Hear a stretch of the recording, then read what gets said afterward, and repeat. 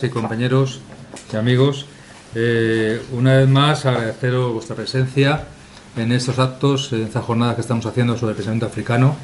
Agradecer al Garaje Ediciones y a la Fundación de Investigaciones Marxistas todo su apoyo que nos han dado para la celebración de estas jornadas, que van a ser varias.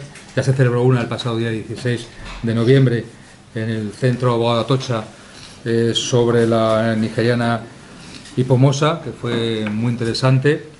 Y bueno, pues tenemos este segundo ciclo, con esta edición también, que vamos a hablar de Martin Luther King, y continuaremos el día 20 en la sede de la Fundación de Investigaciones Marxistas para hablar sobre Samora Machel y Josina Machel por la independencia de Mozambique y bueno, pues todo su compromiso político y social en la lucha por la independencia de los pueblos de África. El día 27 de marzo, de enero, continuaremos con Jacqueline Kiservo, que era también otra de las luchadoras, de las mujeres que está un poco oculta, un poco reconocida en su lucha por el sindicalismo y por los derechos sociales y laborales de las mujeres en África.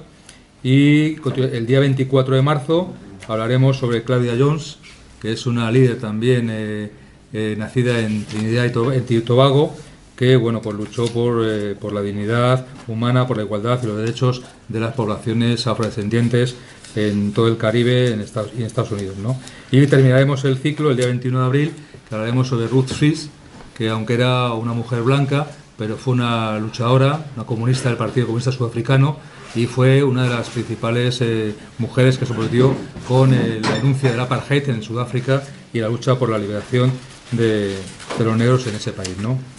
Este segundo ciclo es continuación del primero que hicimos el año pasado, en el cual hablamos de líderes africanos del pensamiento africano y que se centró fundamentalmente en hombres de la Delegación Nacional de África. Y detectamos en ese ciclo que nos faltaba hablar de algunos personajes importantes, como era Luther King, como era Samora Machel, pero sobre todo de las mujeres que estuvieron codo con codo con estos hombres luchando por la dignidad de la población africana, de las poblaciones afrodescendientes y por la liberación de estos países en su lucha contra el colonialismo de la época, ¿no? Y entonces por eso fue la idea de hacer este segundo ciclo centrado fundamentalmente en la lucha y el pensamiento de mujeres africanas, ¿no? Hoy vamos a hablar de una persona muy importante de esta lucha por la dignidad de los pueblos afrodescendientes, de las personas afrodescendientes, que fue Martin Luther King. Martin Luther King nació en enero de 1929, con lo cual estamos celebrando ya mismo en estos días pues un aniversario de su nacimiento. Y Martin Luther King nace en un momento, aunque la lucha contra la segregación en Estados Unidos y la lucha organizada más visible empieza a detectarse y a salir en los medios a partir del año 55 con el acto de Rosa Parks, que se niega a levantarse de un autobús para ceder el asiento a un blanco, una persona blanca, y ahí se genera la huelga de autobuses en Memphis, que fue dirigida y fue organizada por Luther King, pero el movimiento de lucha por derechos del grupo de afrodescendientes de Estados Unidos viene mucho antes. Ya en el año 41, dos sindicalistas, que eran Philip Randolph y Bayard Rustin, intentaron organizar una gran marcha sobre Washington por el empleo y la libertad. Esta marcha no se celebró porque inmediatamente el presidente Franklin Delano Roosevelt pues se dio cuenta del peligro que tenía esa marcha en el tema y sacó una orden ejecutiva presidencial para decretar la prohibición de la discriminación en la industria de defensa. Porque esta gran marcha, en principio, estaba dirigida por estos dos activistas que eran sindicalistas, eran del movimiento obrero americano, uno de ellos también del Partido Comunista de Estados Unidos, era por el fin de la discriminación y la segregación en la industria americana. Y entonces, bueno, pues Delano Roosevelt sacó esta orden ejecutiva y con esa orden ejecutiva que prohibía esta discriminación en la industria de defensa, paralizó aquella marcha del año 41.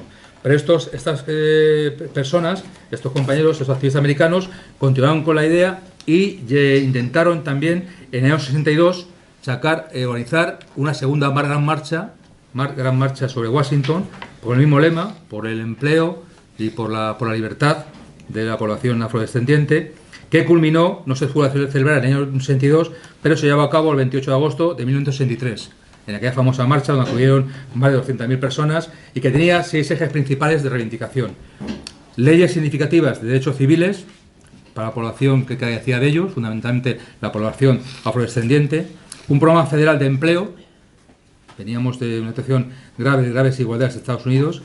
La lucha por la vivienda decente, qué cosas más actuales, ¿verdad? Y estamos hablando de años 63, ¿eh? La lucha por la educación integrada y adecuada, otra cosa también mucho de actualidad. El empleo, pleno empleo justo, o sea, son consignas de hace casi 60 años y todavía seguimos reivindicándolas y luchando por ellas, ¿eh? Es una cosa tremenda. Y el ejercicio del derecho al voto, que estaba muy limitado en la población afrodescendiente. Tenían que inscribirse, tenían muchos problemas de inscripción para ejercer el voto, tenían que desplazarse a grandes distancias para poder ejecutarlo, con lo cual pues era prácticamente una imposible ejercer el derecho de voto por esta población afrodescendiente, ¿no? En esta gran marcha fue donde Martin Luther King soltó aquel discurso famoso de "Yo tengo un sueño", y a raíz de ahí ya pues empezó ya toda su carrera, todo su liderazgo en los movimientos de este movimiento de liberación por los derechos civiles en Estados Unidos. Pero ya digo, esta movilización que surge de forma organizada, mucho más organizada y mucho más amplia de masas a partir de los años 55-56, tuvo estos antecedentes en los años 40 ya con el movimiento obrero sindical americano, y con un hecho también que se produce pues cuando Martin Luther King era un crío, y ese año 31, cuando 9 adolescentes afrodescendientes, negros, son acusados de violar en un tren de mercancías a dos mujeres blancas en un proceso que generó una gran expectación en todo Estados Unidos. Fue un proceso totalmente lleno de irregularidades procedimentales, de defensa, de pruebas y demás, pero estos jóvenes fueron condenados a la muerte. Todos, menos uno que era menor de edad, creo que tenía 13 años, el resto tenía 16, 17, 18, 19 años, fueron condenados a morir, o bien en la silla eléctrica, o bien por linchamiento, por decisión de la población blanca. Todo eso llegó a la Corte Suprema, del Estado de Alabama, creo que fueron, sí, de Alabama, donde ahí pues se ratificó la mayoría de las condenas, lo que dio lugar a un nuevo procedimiento, elevar el caso a la Corte Suprema de Estados Unidos, devolver a la Corte de Alabama el juicio, pero la conclusión de todo eso es que fueron condenados uno creo que a muerte en silla eléctrica, y el resto a condenas de 75 años de prisión. Con lo cual, muchos de ellos quedaron en libertad posteriormente al cabo de 8 o 10 años, pero no fueron indultados, no fue revocada su sentencia hasta el año 1976. Bueno, pues en este clima, en los años 30, pues es en el que se va creciendo y se va desarrollando y toma conciencia en Martin Luther King, para luego dar el salto en el año 55, a raíz de este acto de Rosa Parks y de la huelga de autobuses en Memphis, a toda ya su conciencia, su compromiso social y político. Y Martin Luther King, pues aparte de la lucha contra la segregación, contra la violencia psicológica y física contra la población afrodescendiente, en su último tramo de su vida, antes de ser asesinado, también orientó su vida contra la lucha contra la guerra de Vietnam, fundamentalmente, y contra las graves desigualdades que había en Estados Unidos. Contra la pobreza, la gran pobreza y desigualdad que sufría la población afrodescendiente. Y en esa línea, bueno, pues es la importancia que ha trascendido pues en las fronteras y el tiempo de su lucha y su pensamiento. Y ya pues voy a presentar aquí a los dos compañeros que van a hablar sobre Martin Luther King, que son el compañero Carlos, que es también un estudioso de todo el pensamiento africano, y el compañero Fran Pérez, que es el responsable de Izquierda Unida de Derechos Humanos, que también pues conoce mucho la figura y ha estudiado mucho todo el pensamiento y la obra de Martin Luther King. De hecho, me estaba diciendo ahora que él en su época de cristiano de base pues conocía a Martin Luther King de su juventud, precisamente por los textos que Martin Luther King, que era bueno, pues era un religioso, muy religioso. Era pastor de su iglesia, pues hacía, bueno, pues era un gran teólogo, y hacía grandes discursos, pues defensa de la dignidad humana y de los derechos civiles, ¿no? Entonces, bueno, pues ya doy también la palabra a mi compañera Ana, que es un poco la coordinadora de estas jornadas y la que va a dirigir la mesa. Y muchas gracias una vez más por vuestra asistencia. Espero que las siguientes jornadas que celebremos pues acudáis. Ya digo, como la anterior edición, estamos exigiendo varios espacios distintos para que sea, bueno, pues una gran repercusión de presencia y también de explicación. Y estamos haciendo algo fundamental, es grabar las jornadas. Esta jornada está grabando, las siguientes también se van a grabar, porque desgraciadamente hoy en día, por los medios de nuevas tecnologías de la comunicación, todo aquello que no se graba y no se difunde es como si no existiese. Porque aquí estamos 30 o 40 personas, Todos estamos convencidos, venimos de la lucha social y política y no vamos a convencernos. Lo que queremos es que esto salga fuera de estas paredes, salga hacia afuera, hacia la calle, gente que habitualmente no viene, y hemos podido mostrar que con el anterior ciclo de las grabaciones pues hemos tenido unas audiencias, unas visualizaciones de esas jornadas que hemos grabado y se han difundido a través del canal de FinTV en YouTube, pues de más de 100 personas en cada una de las jornadas, con lo cual ese es nuestro objetivo, ¿no? Hacer lo mayor difusión posible, y en este ciclo pues vamos a repetir esa experiencia para que la gente que habitualmente no suele venir a estos actos, a estos encuentros, pues pueda escucharla, pueda verlas y pueda difundirlas, ¿no? Muchas gracias a todas y a todos.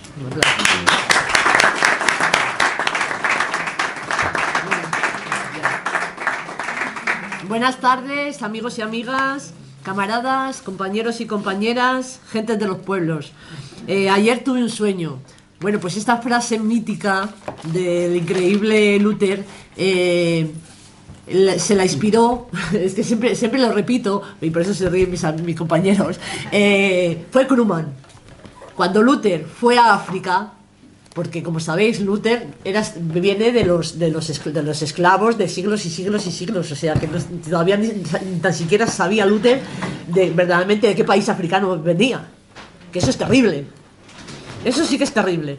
Yo os voy a hacer solo unas pocas menciones sobre lo que opino de Luther y lo que Luther y de su obra, a mi pensar y a mi parecer, ¿no? Lo de lo político se lo dejo a los políticos, porque yo no dejo de ser literaria. Pero antes de hablaros de Luther, os voy a hablar de la editorial Garaje. Como sabéis, la editorial Garaje es una editorial que lleva 40 años en el mercado, y por H o por B, bueno, pues cuando éramos más jóvenes comprábamos, y por H o por B, bueno, pues la vida continúa y sigue, y nos hemos quedado un poco ahí, pues dejamos cosas de lado. Pero el que es lector no puede dejar cosas de lado, o quien es lectora. ¿Por qué? Porque en la lectura está la vida. En la lectura está la vida, y lo repito. Entonces no se trata de ser más inteligente, más intelectual, no. Se trata de tener vida. Y yo creo que, bueno, estos actos que está organizando, como en su sección nueva de pensamiento africano, la editorial Garaje, creo que está acertando, ¿no? Porque no solo aparte de ponernos todos los temas y los géneros que tienen en su editorial, sino que también, ¿sabes?, se modernizan, que se suele decir, ¿no? Y abren, bueno, pues un camino que ya estábamos esperando, ¿no? Que empezaran a podar o a tirar tierra porque África la tenemos aquí al lado y no sabemos nada de ella, y eso es lo triste, ¿no? Bueno, eso es lo que quería decir sobre la editorial. Ahora mira, sobre Luther, bueno, yo si hemos hecho este acto precisamente es porque este mes es el Día Internacional de la Cultura Africana, que la mayoría de vosotros seguramente que sabéis. Entonces, también porque son los 55 años. Llevaba tiempo intentando hacer este acto, pero por H o por B, pues como son la vida, como os he contado, ¿no? Pues queríamos hacer este acto a Luther porque creo que es que Luther no tiene discusión. O sea, para Luther es el mayor, el mejor y el más grande. Entonces, después de su asesinato, no se ha quedado en un mundo parado. Al contrario, el mundo ha seguido. ¿Por qué? Porque Luther no dejó de ser un activista, un motivador de masas, un defensor de las injusticias, un luchador incansable por la cultura africana y por todas las culturas en general. Y no solamente eso, por los derechos civiles y por los derechos civiles y humanos, Luther era un valiente. Porque salir en los años que salía a la calle, en Estados Unidos, y ponerle frente y ponerle cara a todo lo que decía, eso dice mucho del gran personaje que era y de la gran persona que era, ¿no? Luchadora, que no se cansaba nunca, y eso es lo que hizo que en cualquier pueblo, cualquier aldea, en esos años, a nivel mundial, se le recuerde. Ayer, hoy, mañana, pasado, siempre se le va a recordar. Pero tenemos que hacer actos como estos para reivindicar su obra, ¿no? Porque, fíjate, es triste. Muchas veces mis hijos no saben quién era Luther, y es una pena, ¿no? Porque yo tengo sangre africana, por ejemplo. Entonces ahí me doy cuenta de que qué estamos haciendo nosotros y nosotras cuando no les explicamos a nuestros hijos algo más que, oye, deja la Play, que te he dejado 15 minutos con la Play, venga, hombre, que ya está bien, ¿no? No, hombre, por favor, pues eso. Y Como sabéis, Luther nació en enero, el día 15, nació el día 15, pasado mañana, entonces, bueno, que hemos querido hacer lo más próximo a su día de nacimiento, porque también es importante, ¿no?, recordar todos los episodios que vivió, porque Luther contagió, sacó un virus mundial, y ese virus mundial que sacó fue la humanidad, porque todos nos contagiamos de ella, y todos, el diagnóstico es positivo, porque mira cómo estamos aquí hablando sobre Luther. Entonces eso ya dice mucho. No veo a ninguna persona negra nada más que yo, y no me importa, porque ellos se lo pierden. Bueno, ya no quiero nada más que decir, os dejo con mis compañeros.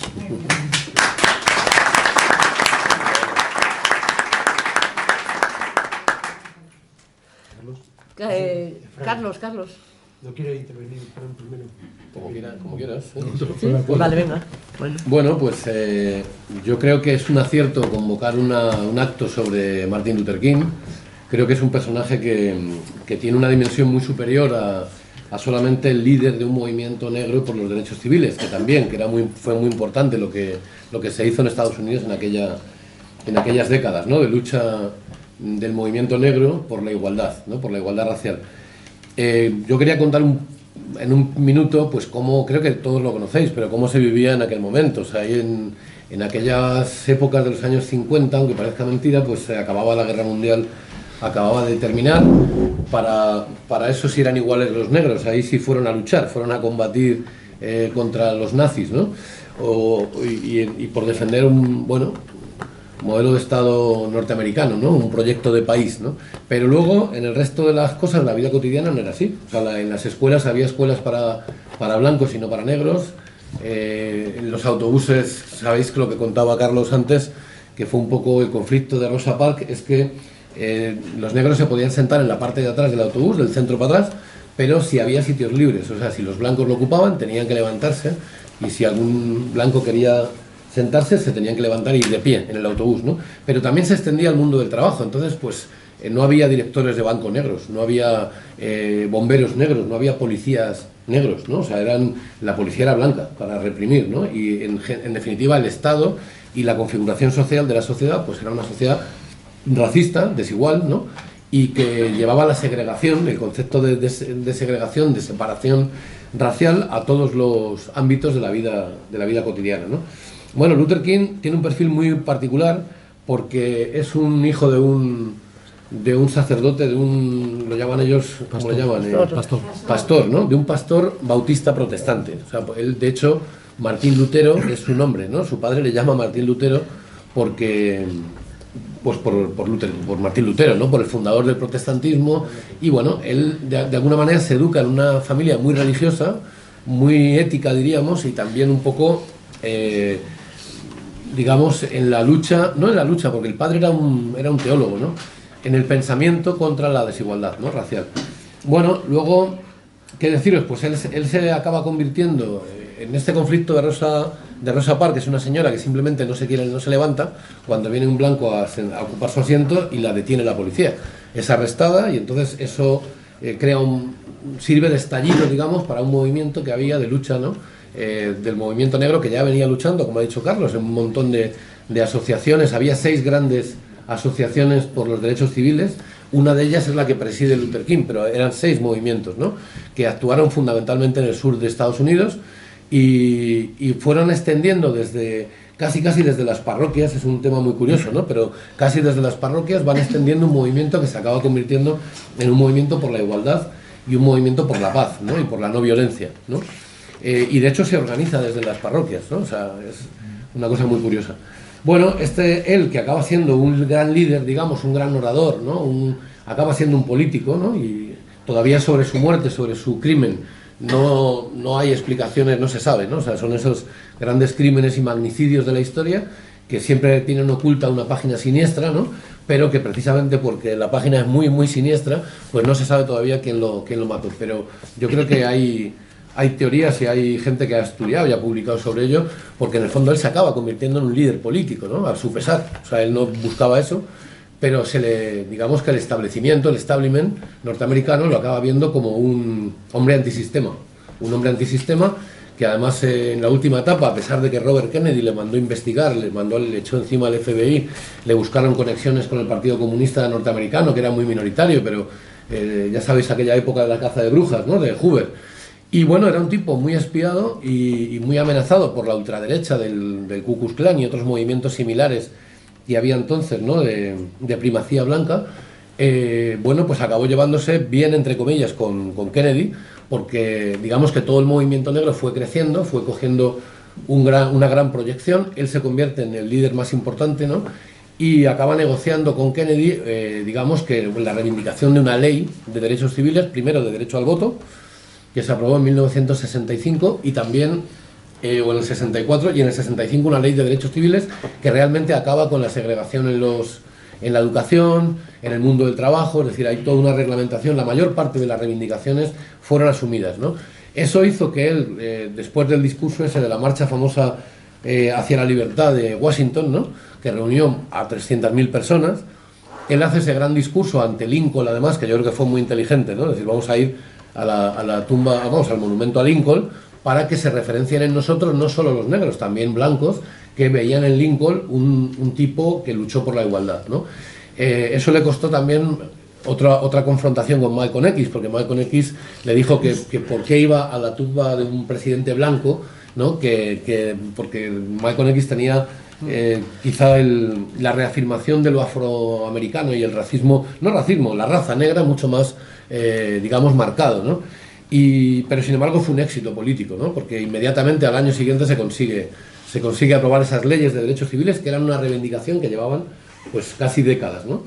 Por tanto, pues es un líder, yo creo que muy importante, ¿no? Muy importante, no solo por el tema este de la igualdad racial y de los derechos civiles de los negros en Estados Unidos, sino también por lo que ha dicho un poco Carlos en la introducción, y es que él, digamos que avanza de ser un teólogo, él es un teólogo, un filósofo, se graduó también en sociología, o sea, él era un intelectual de una cabeza formidable, ¿no? Y cuando lees sus textos tienen una profundidad enorme, ¿no? Y él pasa de esa evolución a ver las injusticias sociales. Él se indigna ante las injusticias sociales y acaba siendo un luchador por la paz, por la no violencia, por el desarme, ¿no? Y él se implica muy a fondo en la campaña de Vietnam, ¿no?, en la campaña contra la guerra de Vietnam, de una manera muy dura contra la élite norteamericana, ¿no?, y contra el sistema norteamericano, en definitiva, ¿no?, el imperialismo norteamericano. Y eso yo creo que ya fue su perdición, digamos, ¿no?, porque en teoría había conseguido las leyes que buscaba, le habían dado el premio Nobel también en el año 64, el premio Nobel de la Paz, a un negro, o sea, eso era histórico, ¿no?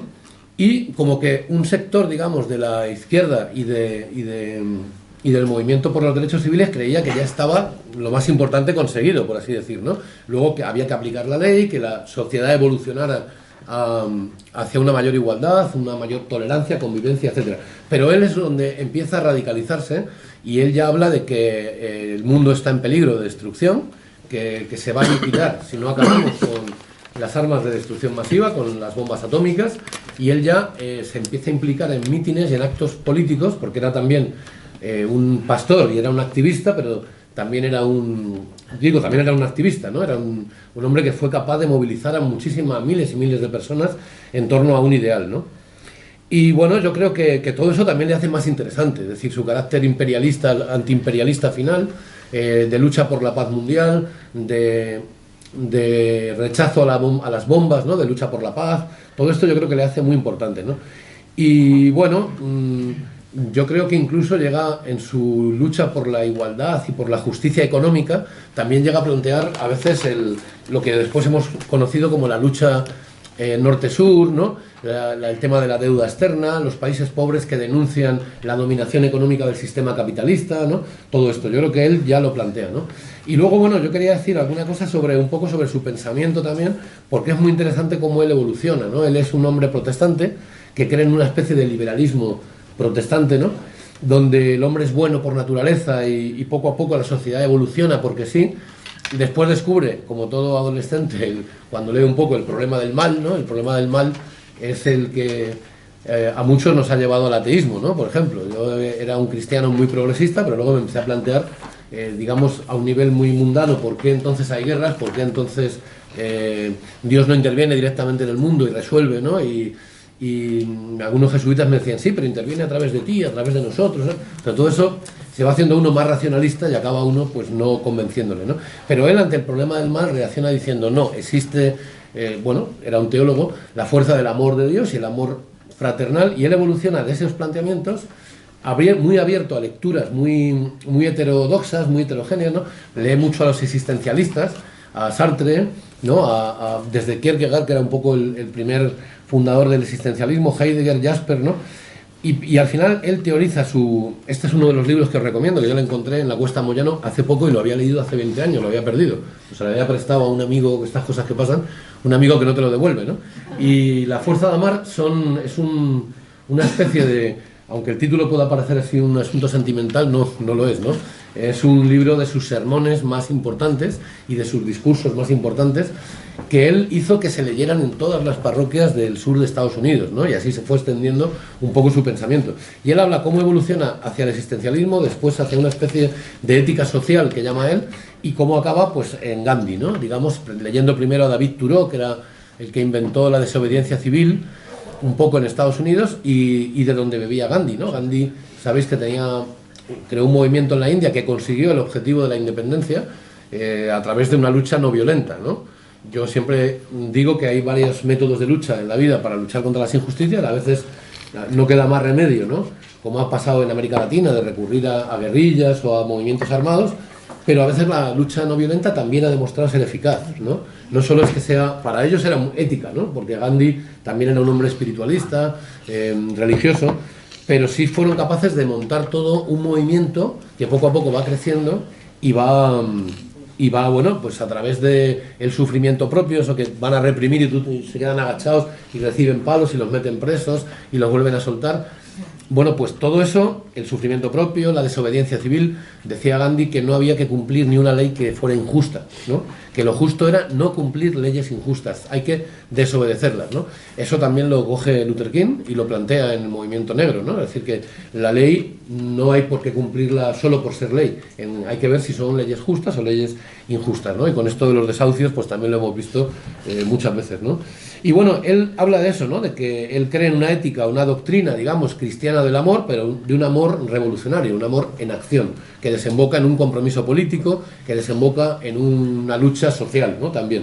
Y que el método es la no violencia, ¿no? Y en eso discrepa con otros teóricos, ¿no? Y políticos y luchadores de los movimientos civiles, ¿no?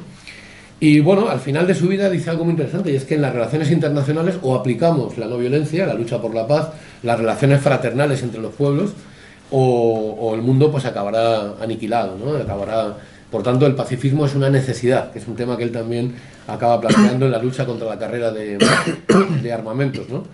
Y nada más, él tiene en este libro, en La fuerza de amar, un capítulo maravilloso que se llama El altruismo peligroso, ¿no? El altruismo peligroso, que habla de cómo para él el amor tiene varios niveles, y el amor más importante, claro, es el del que da la vida por el que es capaz de arriesgar la vida por los demás, por el prójimo, por los negros, por la sociedad, por los pobres, ¿no? Porque él acaba en un discurso muy a favor de la lucha de clases, ¿no? En el fondo, de que hay que luchar contra la pobreza, buscar una justicia económica mundial, etcétera, ¿no? Y él fue un ejemplo del altruismo peligroso, fue encarcelado 12 veces, le pusieron 2 o 3 bombas en su casa, no me acuerdo cuántas, pero le pusieron varias bombas en su casa.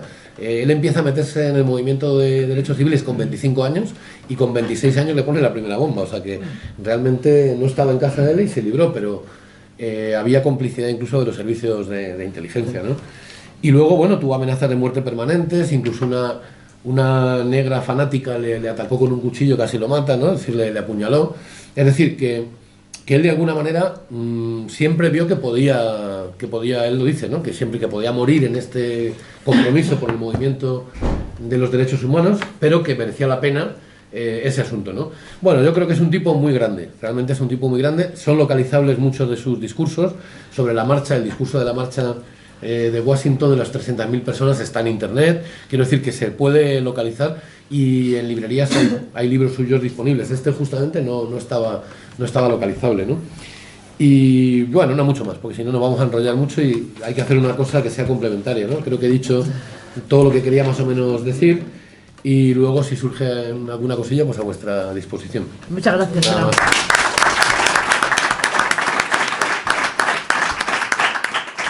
Carlos, cuando quieras. Bueno, muchísimas gracias a todas y a todos. También en nombre del Club de Amigos de la UNESCO, que realmente desde los años de su fundación, porque el Club de Amigos de la UNESCO se fundó en el año 61, y ya desde aquella época, aunque las noticias que llegaban a España sobre el movimiento negro americano y esto, pues no eran naturalmente muchas ni muy fiables, pero yo lo sé por comentarios de compañeros de aquella época, que sí hubo su interés y sus debates, sobre todo a raíz del asesinato de Martin Luther King en el 63, ¿no? El 68, perdón.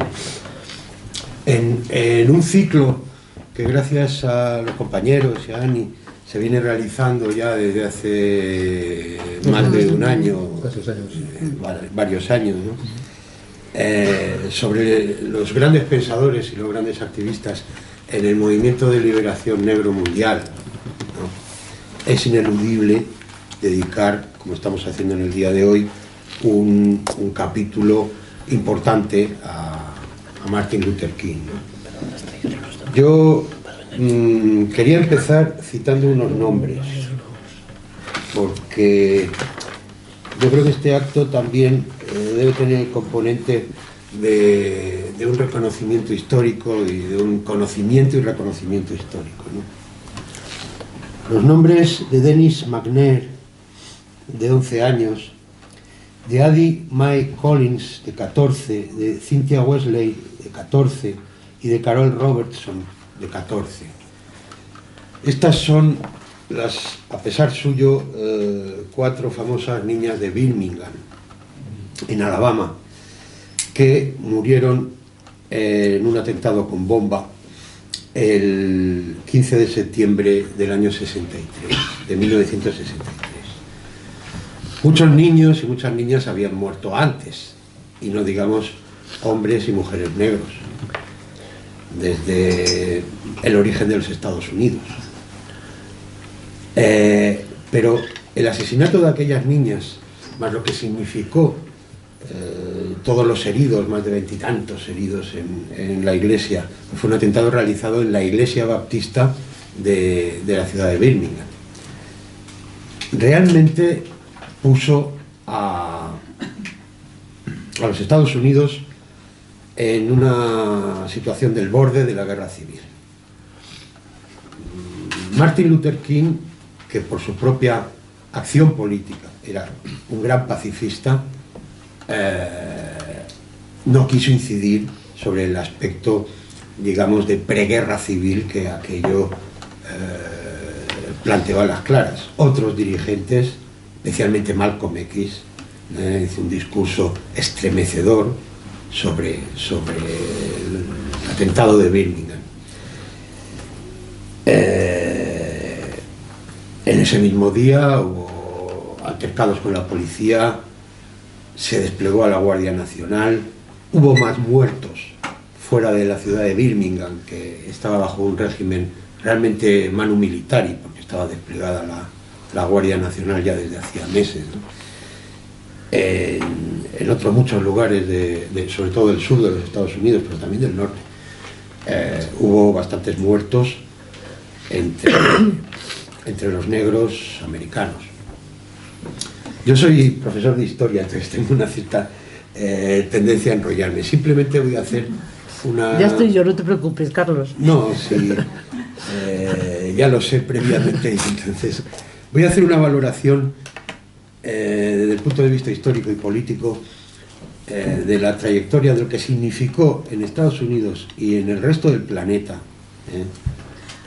en África en primer lugar también, pero también en Europa y en otros lugares, el ejemplo que fue un gran ejemplo de la lucha por la liberación, que fue una lucha por la liberación sin duda, de los negros americanos desde, pongamos, se suele coger la fecha simbólica de 1955 con la huelga contra contra los autobuses en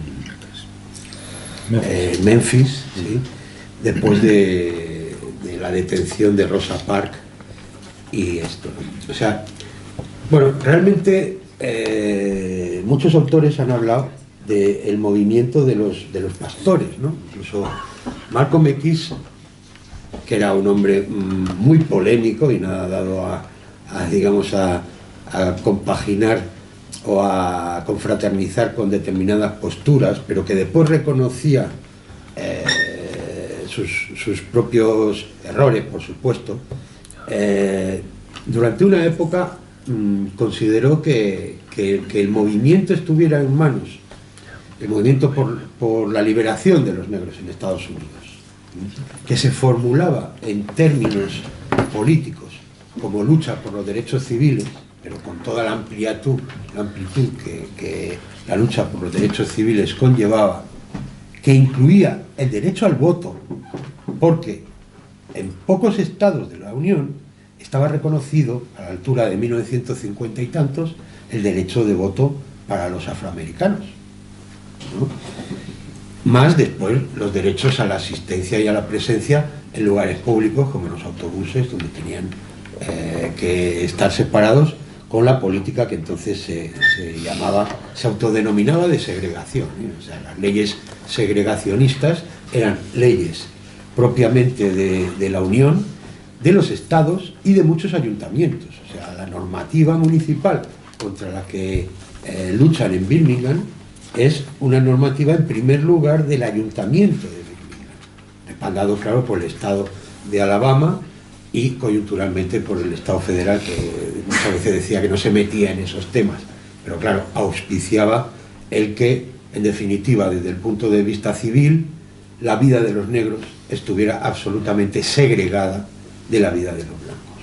Y también desde el punto de vista económico, que fue uno de los aspectos muy importantes introducido por Martin Luther, porque otros de sus aliados, llamémosle así, dentro de lo que fue la dirección del movimiento, no estaban tan a favor de que en las reivindicaciones se reivindicaran los derechos económicos.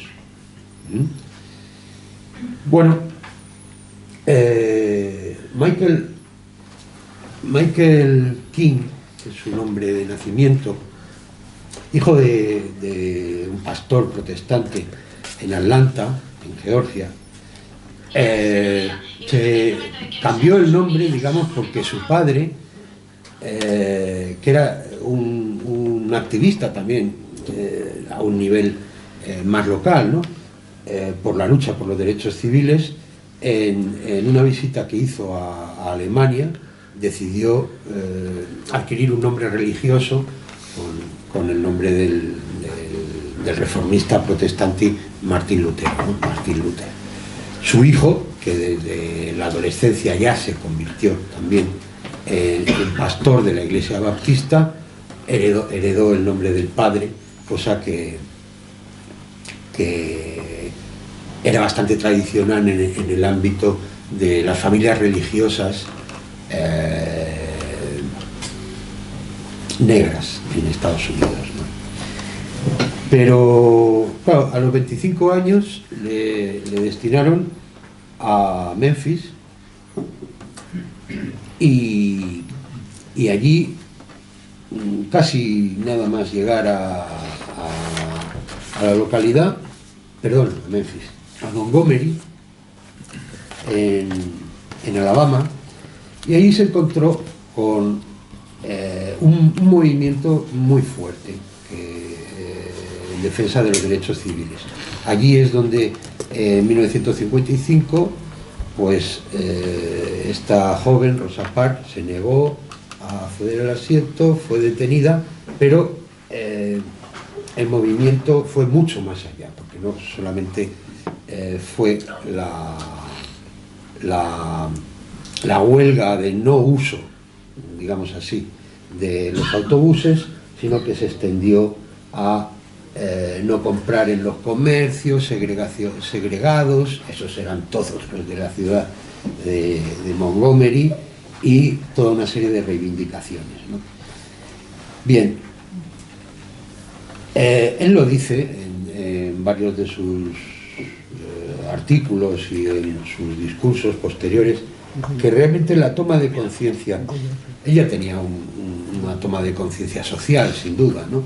Pero la toma de conciencia de cómo podía conducirse el movimiento por la defensa de los derechos civiles, él lo adquiere en las luchas de Montgomery, ¿no?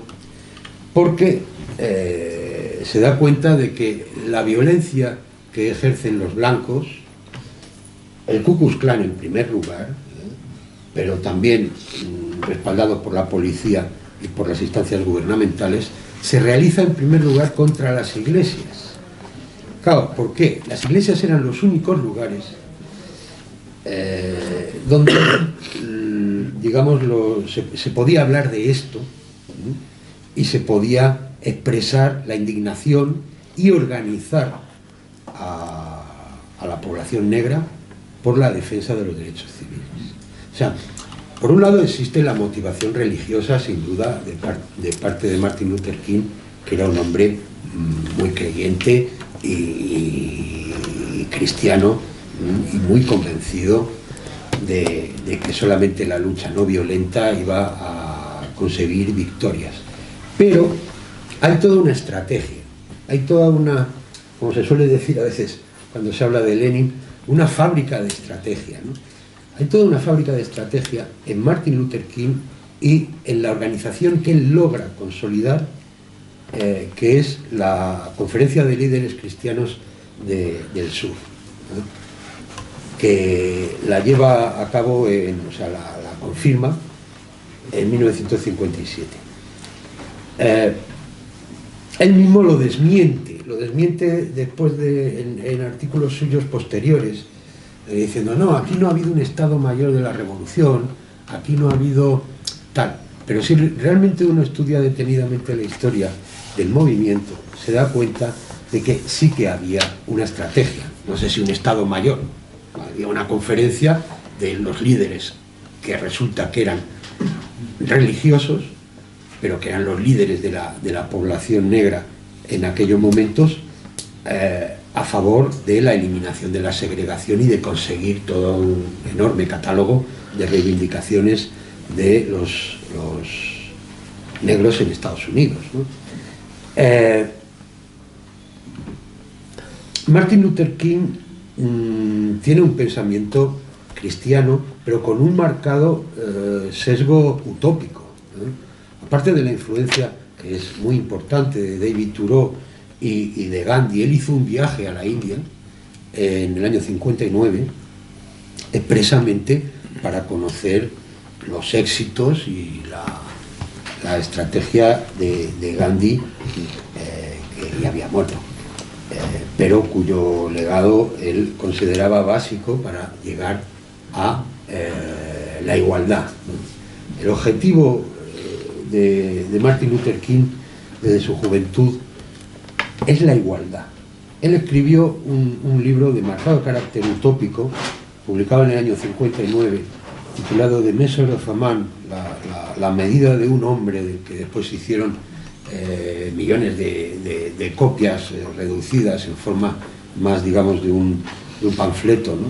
Pero que es una visión utópica de una posible sociedad en la que, como él siempre decía, blancos y negros vivan en total igualdad. Pero la igualdad de la que él habla no solamente es, como después se ha insistido mucho, ¿no? La igualdad con respecto a las leyes, no, él habla de la igualdad socioeconómica, de los mismos derechos y los mismos deberes dentro de una sociedad igualitaria, ¿no? A partir del año 59, que ya se crea la Conferencia de Líderes Cristianos del Sur y que él es presidente de esa conferencia, hay toda una estrategia territorial en la cual se va saltando de unas ciudades a otras en función de la violencia generada por el sistema. En el año 61, después, digamos, que las movilizaciones en Montgomery se han agotado, porque Carlos, disculpa, te quedan 3 minutos. él tenía... ¿Cuántos me quedan? 3 minutos. 3 minutos. Sí. Pues entonces Lo digo porque voy al voy final. resumiendo, sí, claro. Bueno, fueron muy importantes las movilizaciones en Albany, en Georgia, que conllevaron la consecución muy importante del apoyo de la Liga de los Estudiantes Negros, que hasta ese momento eran bastante reticentes a obedecer, entre comillas, a los líderes religiosos, que lo veían como únicamente líderes religiosos.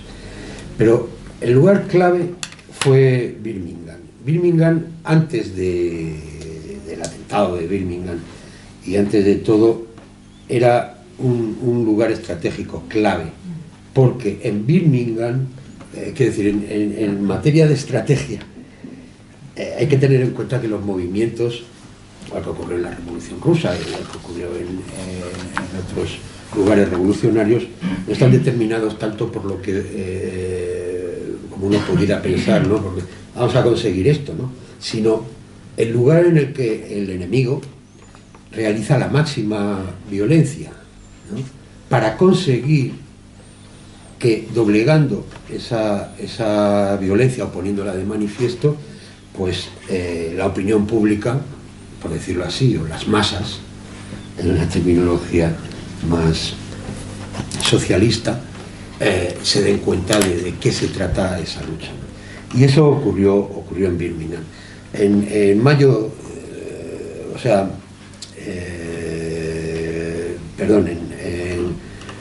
en junio de 63, las autoridades de Birmingham municipales tuvieron que dar marcha atrás, de boquilla.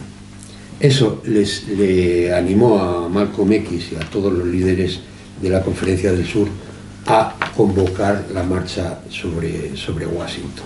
La marcha sobre Washington se realizó finalmente el 28 de agosto.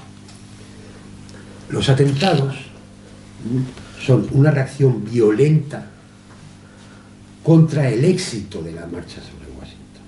Porque en la marcha sobre Washington ya quedaba claro que el gobierno federal tenía que aprobar una ley que derogara, digamos así, la discriminación, una ley que reconociera los derechos civiles. ¿Qué pasó? Que efectivamente, después del atentado, se alegó por parte del gobierno federal que las movilizaciones de los negros en todo el estado impedían que la ley de derogación de la segregación fuera aprobada. Fue la paciencia de Luther King y los cientos de discursos que hizo alegando que no había que entrar en esa provocación las que presionaron. Sabéis que Kennedy murió en noviembre del 63, ¿no? Hubo ahí unos meses de presión sobre la nueva administración de Johnson para que finalmente cumpliera la promesa de derogación de la segregación que finalmente ocurrió en el año 64. En el año 65 se concede el derecho estatal al voto a toda la población. Claro, estos son, más después, la trayectoria de Luther King hasta su muerte, que es muy interesante porque él, después de la aprobación, resumiendo un poquito, de la aprobación de la ley que deroga los derechos civiles, lanza una nueva campaña, que es la campaña, es decir, la segunda parte de la campaña, que es por la consecución de los derechos económicos, ¿vale? En el año 68 fue asesinado, esto sí, en Memphis. Y a partir de ahí el movimiento entra en una nueva fase, que hablaremos en otro lugar, ¿no? La creación del famoso Black Power y de los Black Panther y todo esto, que es otra fase del movimiento. El reconocimiento a Luther King del éxito de haber roto con la tradición de siempre de la segregación de los negros en los estados, pues es innegable. Muchas gracias, Carlos. Bueno, Como bien sabéis, este acto dice recordando a Luther King. Por eso estoy midiendo los tiempos de mis compañeros aquí en la mesa, porque todos somos cercanos a Luther King. Si estamos aquí es porque creemos en él y seguimos creyendo en él y en lo que él hizo. Entonces tenéis la oportunidad de expresaros como queráis, cada uno que recuerde a Luther King como quiera. Vitoriano. Yo recuerdo a Luther King porque también fui cristiano antes de hacerme ateo, me ayudó mucho a hacerme ateo. Pero la pregunta que yo le haría a la mesa es ¿qué relación hay entre Luther King y dos pensadores? Ya he hecho esa misma pregunta algunas veces, pero hoy tengo más motivo, creo, para hacerla, que son Bernanke y Teilhard de Chardin. Yo lo que voy descubriendo es que mientras entre los cristianos ateos y los cristianos que siguen creyendo en Dios y son más o menos próximos al marxismo, no hemos seguido la estela que sí siguen estas personas. Y entonces ahora mismo andamos buscando un poco la vida de cada uno de ellos, mientras que la alta burguesía financiera, a partir del método Yakarta, hace lo que hicieron nuestros antepasados, estos que estoy citando, incluido el Concilio Vaticano II, que ahora, según estaba hablando él, he visto que era en el año 59, precisamente en el año 59. Precisamente en el año 59. Entonces es un poco entre los dirigentes marxistas y entre los dirigentes cristianos de las que pensamos, porque si la hubiera, hoy sería necesario una vez más ir a ese diálogo entre marxistas, cristianos, budistas, porque claro, a eso se añade otra cosa, lo habéis dicho vosotros, y es la relación de Gandhi, por ejemplo, con la cultura española, a través de escritores muy conocidos.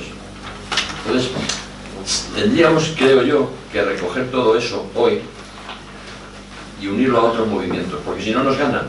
O sea, yo la impresión que tengo es que mientras la alta burguesía financiera se organiza muy bien y crea movimientos, los destruye, nosotros vamos como cada uno por nuestro lado. Muy bien, Vitoriano. ¿Alguno podéis contestar, Fran, Carlos? Bueno, es mejor que haya 4 o 5 preguntas o intervenciones, ¿no? Venga. Miguel. Vamos a apuntar. Carlos. Carlos. Bueno, me vais a perdonar porque yo he venido aquí con las antenas bien puestas, porque lamentablemente sobre el conocimiento que tengo de King es puramente anecdótico, lamentablemente.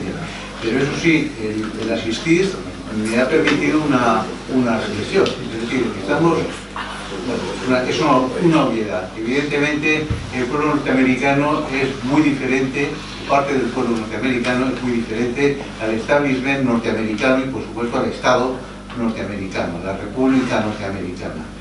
Es decir, por supuesto, de la misma manera que no todos los negros americanos son buenos. Es decir, que a veces caemos en esa trampa identitaria de pensar que una minoría por sistema es buena, ¿no? Y por favor, recordad simplemente los nombres de Kamala Harris, ¿no? No sé si lo dijo bien, o Colin Powell, o el famoso expresidente honrado con el Premio Nobel de la Paz, que evidentemente de buenos o de amigos de nosotros no tienen nada.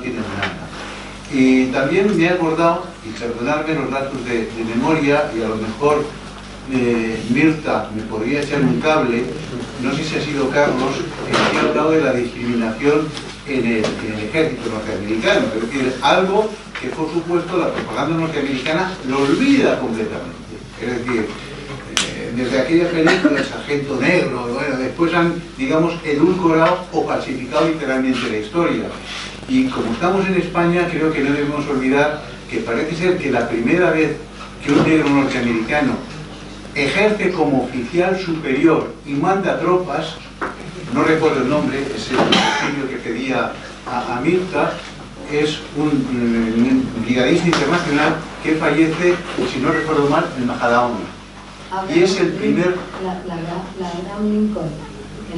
Efectivamente, pero no recuerdo el nombre, y ejerce el mando de tropas sobre blancos norteamericanos, y parece ser que es algo que merece la pena recordar, porque el ejército norteamericano, si no digamos ciertos cuerpos, pues consideraban inadmisible que un blanco fuera mandado por negros. Y otra cosa, no sé si es una sugerencia tanto para el CAON como para el garaje, primero por tradición oral y después porque me lo encontré efectivamente, que reivindiquemos alguna vez la memoria de un negro norteamericano, un gran bajo, Paul Robeson, que estuvo actuando en Madrid. Y creo que merece, es uno de los grandes intelectuales norteamericanos, artistas norteamericanos, que jamás, bueno, muy poco se le ha reivindicado. Y por supuesto que merece una calle en Madrid. Paul Robeson es un bajo genial. Y vino a jugar en Madrid. Hay que por ahí, por supuesto, la cuestión de los derechos es muy atravesada, pero incluso una edición pirata merecía la pena. Yo tengo el CD, o uno de los CDs. Entonces creo que es una figura increíble. Muchas gracias. Bueno, ahora, disculpad, ahora cuando Miguel hable, Chivite nos va a contar una cosa sobre Luther, ¿vale? Son dos preguntas, sí. Y las formulo porque no conozco obviamente la respuesta, por si la mesa puede ampliar un poco. Una, en parte, Carlos lo ha apuntado.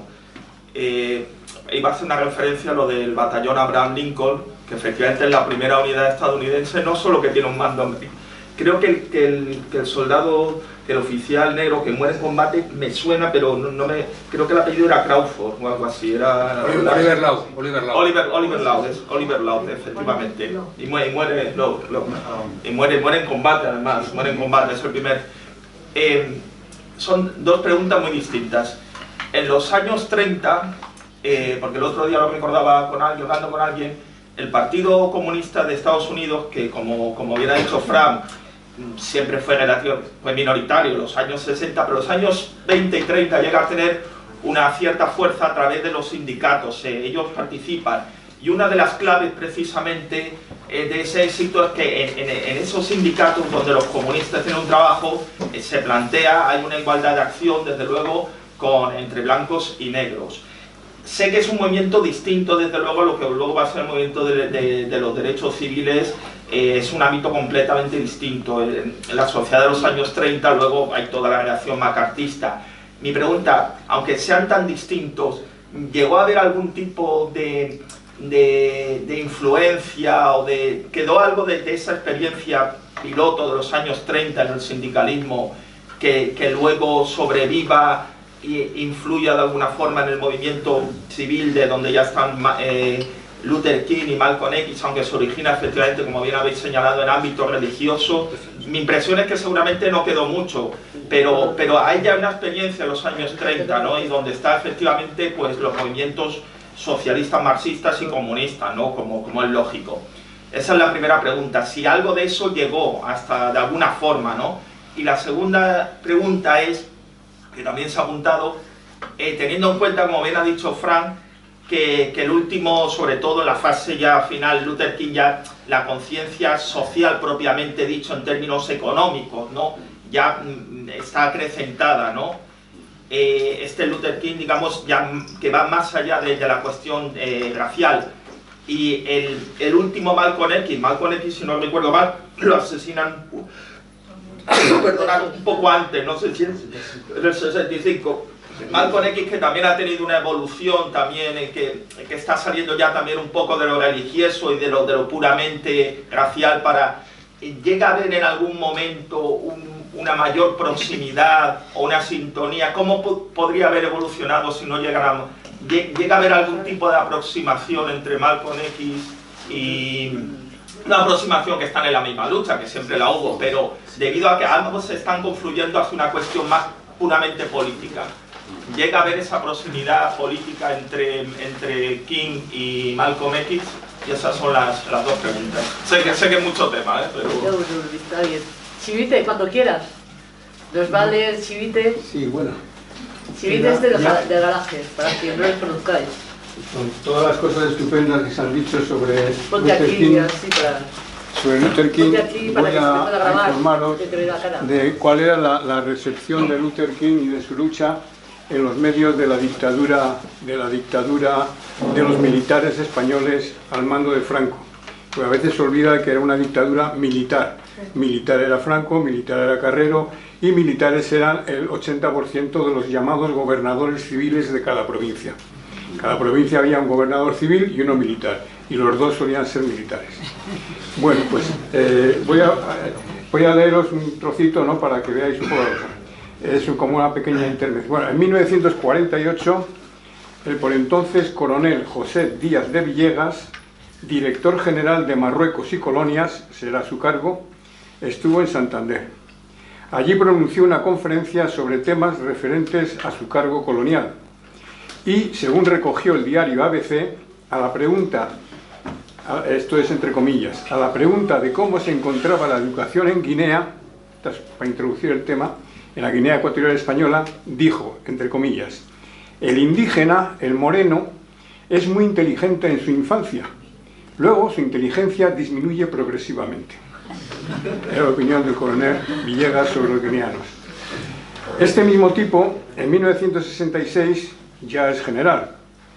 Y las ediciones del Movimiento, que era la editora nacional, digamos, las ediciones del Movimiento se llamaba, publicaron un libro suyo muy interesante porque este hombre estaba dentro de lo que era la guerra psicológica y la guerra de inteligencia respecto al comunismo y demás, ¿no? El libro se titulaba La guerra política, el quinto jinete del apocalipsis, la táctica y la técnica de la infiltración comunista. Todo eso era el título del libro. Como digo, ya era general. En el capítulo 9 de este libro realiza un análisis de las luchas por los derechos civiles de diferentes organizaciones de los negros estadounidenses. El perfil más extenso lo dedica a Martin Luther King, Premio Nobel de la Paz en el año 64, es decir, 2 años antes. Españoliza su segundo nombre para que quede claro que Luther es Lutero, el malvado hereje histórico, y tenga ya de entrada alguna resonancia siniestra en el católico lector español. A continuación, ilumina a tal lector de esta manera, y paso a la cita textual del libro. Martín Lutero King pertenece a no menos de 60 organizaciones comunistas, subrayado en el libro, esparcidas por los Estados Unidos. Su formación tuvo lugar en seminarios, colegios y cursos de orientación preponderantemente comunistas. Y sigue el tipo. Toda la agitación negra, ya no dice morena, como en el caso de Guinea, en los Estados Unidos está al efecto promovida por los judíos y el comunismo. Y luego, para terminar esta incursión que hace, dice, en referencia a una escuela interracial de Tennessee, nos explica que, abro comillas, la policía, que hubo de realizar registros diversos en un campamento de esta nueva escuela de Tennessee, descubrió entre los jóvenes escolares blancos y negros repugnantes relaciones sexuales. Bueno, esto para que veáis lo que opinaba un general del ejército que dirigió y comandó la dictadura de 40 años de Franco, que por cierto, no les he oído ningún gesto de arrepentimiento a ese ejército, es el mismo. Y luego, simplemente para una cosa, el movimiento en las iglesias tenía su lógica, porque bajo la esclavitud los negros no podían reunirse entre ellos, lo tenían prohibido. Y además había una separación, como dice Malcolm X, entre el negro del campo, de las plantaciones, y el negro doméstico, ¿no?, de la plantación. Entonces, en un momento dado, evidentemente los blancos saben que la religión tenía su importancia y que había que encauzar a los negros a cristianizarlos. Y entonces les permiten reunirse solo para sesiones religiosas, una vez a la semana. Por eso los pastores llegan a tener ese ascendente, y en esas reuniones ya no solamente rezan, sino que también entre ellos empiezan a hablar, esto es una putada, ¿no?, y tal, ¿no? Y es por eso cuando el movimiento ya en inicios del siglo XX, ¿no?, tiene esa ascendencia los pastores, que son batistas, no son presbiterianos ni evangélicos, son batistas. Es decir, ya en el siglo XVI los batistas eran el ala izquierda del protestantismo, que por cierto Lutero y los luteranos en más de una ciudad los pasaron a cuchillo, a los batistas, pero eran, digamos, el ala izquierda. Y en este ala izquierda, digamos, del protestantismo es donde se agrupan, digamos, los negros, los pastores y demás, por eso tienen esa ascendencia. Y luego, sobre el derecho a voto, después de aprobadas todas esas leyes, había un truco muy simpático, sobre todo en los estados del sur, porque uno de los deberes del ciudadano estadounidense estaba establecido, ¿no?, era conocer la Constitución. Si no conocía la Constitución, no eras un ciudadano norteamericano auténtico, y si no eras un ciudadano norteamericano, no podías votar. Entonces, si iban en la cola de votación, llegaba el negro ahí a la mesa para votar, y el de la mesa, que era blanco, claro, le dice: hombre, vamos a ver, apartado 7 del artículo 24 de la Constitución de los Estados Unidos. Y el negro se quedaba, no puedes votar, bueno, no eres ciudadano.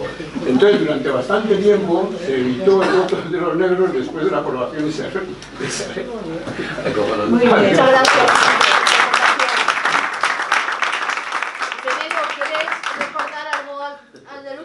¿Te pilló ahí desequilibrado?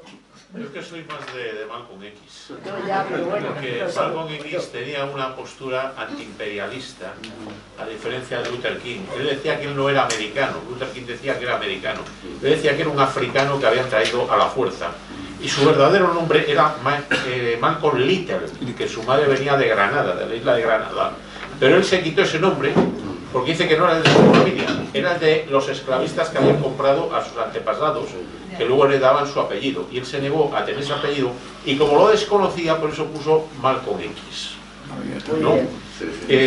Lo que sí quiero recomendar a todos los presentes es una película muy interesante y bastante buena para mi concepto, que es Art de Mississippi, de Jane Hammond, que es donde se ve cómo funciona el Ku Klux Klan, o cómo funcionaba en aquella época en los estados del sur. No voy a destripar la policía, perdón, la película, pero se ve las conexiones que había del Ku Klux Klan con la policía de la zona, con los sheriff y demás, y cómo funcionaba aquello, ¿no? No voy a contar más de la película, os recomiendo que lo veáis, porque eso os dará una idea de la época que vivió Malcolm X, que vivió Luther King y otros líderes norteamericanos como Jesse Jackson y compañía. Bueno, pues, ¿alguna pregunta más? Vale. Hola, buenas. Buenas. Pues muchísimas gracias. Primero, yo soy estudiante en doctorado, yo escribo un doctorado sobre la memoria de los activistas negros asesinados. Soy incluyendo a Ben Barka, ¿no? ¿Cómo? Incluyendo a Ben Barka, ¿no? No, trabajo más sobre mujeres, pero bueno, y encuentro interesante una cosa que le agradezco mucho, es que activistas a veces se han vuelto como símbolos, pero es muy importante regresar al texto, utilizar la producción intelectual, porque una persona activista tiene una visión de lo que fue el pasado para también poner un reto al presente y tener una visión para el futuro. Y sin los textos nos quedamos en camisetas Che Guevara, ¿no? Bueno, dos cosas que tengo como pregunta. La primera, se ve que en Europa, porque tenemos claramente un problema para tratar el tema de la raza, se han utilizado como pedazos del texto, ¿no?, de Luther King, tipo como no hay raza, tipo como... Y claro, eso es un blanqueamiento, ¿no?, del pensamiento. Lo mismo para Rosa Parks, ¿no? Nadie lee ese texto, nadie sabe que es una feminista feroz y que también racializaba para entender, ¿no?, que el feminismo blanco no podía funcionar comparado con su pensamiento. Entonces, ¿cómo personas que trabajan sobre sus textos pueden luchar contra esta imagen de utilizar activistas negros americanos? Y me gustó mucho lo que dijo este señor sobre el imperialismo también, porque hay un problema de esto en esta manera de pensar, y restablecer una manera que racializar a este momento es otro contexto que se ha hablado primero. Y mi segunda pregunta es, como vemos en la población afro, y me identifico como afro, entonces me hizo mucho gracia que decía que era la única, no estás la única. No, gracias. Y más que nada porque, bueno, luego, ese es otro debate, porque ellos, eso es lo que decía Luther cuando fue a África. Por eso no lo sé. Cuando fue a África, Luther le inspiró tanto Krugman. Y su amigo Lumumba le dijo, el mundo puede ser otro. Porque se contó la anécdota del agua, ¿no? Que en todo un barrio una mujer francesa le dio un vaso de agua. Y dijo, pues el mundo puede ser otro. Entonces, discúlpame que te... ¿Sabes? Entonces, bueno, cuando Luther llegó a África, se ha hablado de muchas cosas sobre Luther que con Gandhi, pero sobre Luther con África hay muy pocas cosas rescatadas. Y nos es muy difícil llegar, porque no nos la dan para poder editar. tenemos muchos problemas con los gobiernos para eso, con las traducciones y todo eso. Y es una pena, ¿no? Porque precisamente Luther ahí es donde más se inspiró, donde fue y dijo, bueno, la lucha de clases y la discriminación está dentro de aquí. Mientras no tengamos conciencia de lo que es una lucha de clases, y fíjate tú, buen ejemplo, a seguir. Bueno, sigue. Bueno, solamente quería decir que ahora en la población afro el problema del evangelismo, yo puedo hablar de Brasil, del Caribe, de Estados Unidos, de África, ¿no? Que utiliza también figuras religiosas como Gandhi, pero es otro contexto, como lo han dicho, ¿no? La iglesia también tenía un papel cultural, tenía un papel social, que quizás hoy es un poco diferente, aunque muchos como movimientos ahora religiosos están apoyando a personas de la extrema derecha también para fomentar otro tipo de discursos, en contra de meritocracia, cosas así. Entonces, como pensar, ¿no? Como tener mucho cuidado también para redefinir, ¿no? Figuras religiosas para que también personas que utilizan la religión para quitar, ¿no? Para dividir y no otra vez como utilizar Gandhi y Martin Luther King solo como estas personas como religiosas muy abstractas, pero que tenían un papel social más diferente, que utilizaban esos espacios más para reunir gente que como propaganda espiritual. Muchas gracias. Un aplauso para el caballero.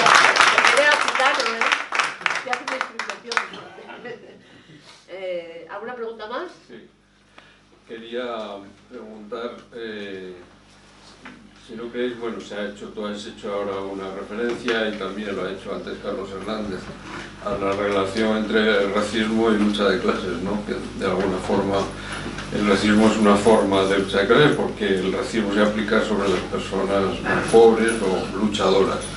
Y en este sentido quería recordar que en estos días se están cumpliendo 41 años de prisión de Mumia Abu Jamal, al que le montaron un montaje policial.